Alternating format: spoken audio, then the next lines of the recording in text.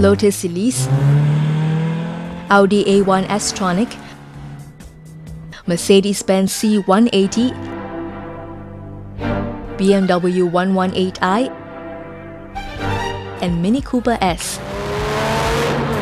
Come February 2014, car buyers looking to purchase these cars, classified under Category A in the Certificate of Entitlement system, can no longer do so under this classification.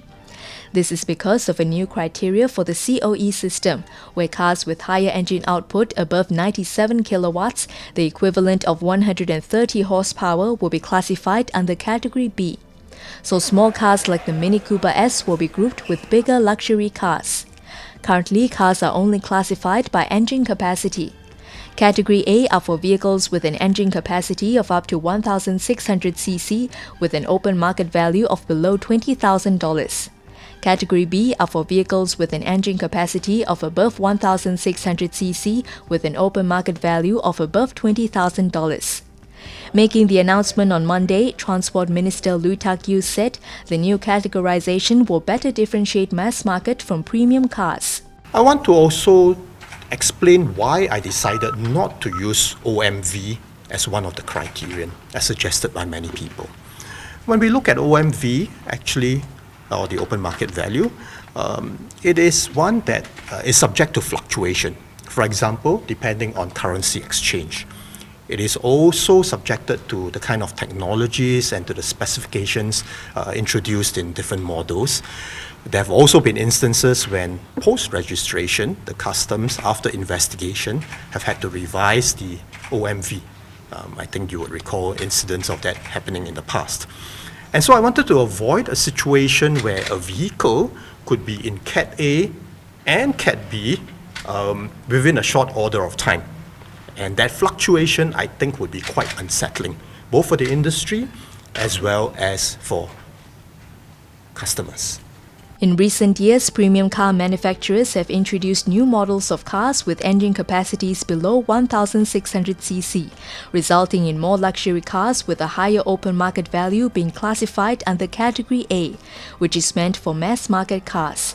This drives COE prices upwards. In the latest COE bidding exercise, which ended September 4th, the premium for small cars rose by $1,081 to $77,304. This is the 11th consecutive increase since April, and its highest since the announcement of car loan curbs in February. COE price for big cars also went up by $493 to $77,100. With the new categorization, nearly half of the mass market cars registered under Category A in 2012 will have to be regrouped as premium models under Category B, with 90% of Category A cars having an open market value of below $20,000. The change comes after a 2-month consultation with the public, academics and industry experts on how to improve the 23-year-old COE system. Mr. Lui said there will be no surcharge on those who own multiple cars. Initially, when we went online to get responses, there was overwhelming support, I think, for introducing a surcharge for those buying an additional vehicle. When we got people in who had supported this for face-to-face meetings and group discussions, what we found was that many of them concluded that it was actually something that was quite difficult to implement effectively. They cited a number of loopholes, for example, getting a relative to register the second or additional cars, having it registered under a second address, and so on and so forth. Responding to calls for a Pay-As-You-Bid COE system, meaning car buyers pay exactly what they bid for instead of the current system where buyers pay the lowest market clearing result, Mr. Lui said it is not an effective measure to lower prices, as prices are ultimately driven by demand. What we have found, looking over the number of recent exercises, is that the overwhelming majority of successful bids were clustered around the strike price. In other words, we found from empirical data that there was no evidence of aggressive overbidding.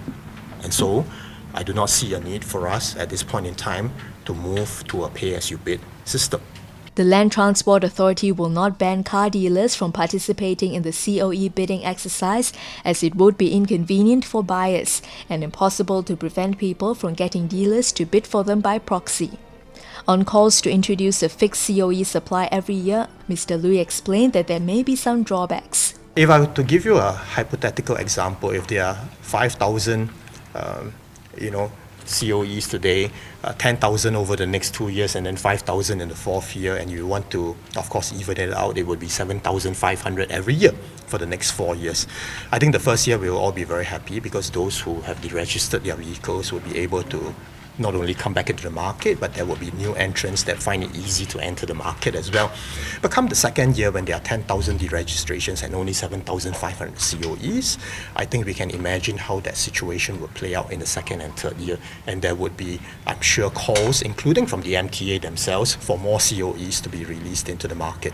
I think today we have accepted and agreed that we will have a 0.5% growth rate in the COEs going forward, and therefore my approach is that if there are to be any smoothing out of the COE trough and peak cycles, that it is better to do so when we have a peak in the number of COEs, see how many we can sensibly withdraw from the market without impacting buyers too much, and save that and put that aside for a time when we have a trough in the system. LTA is studying ways to even out the COE supply and stabilize prices. They will review the criteria every few years and consider adjustments when necessary.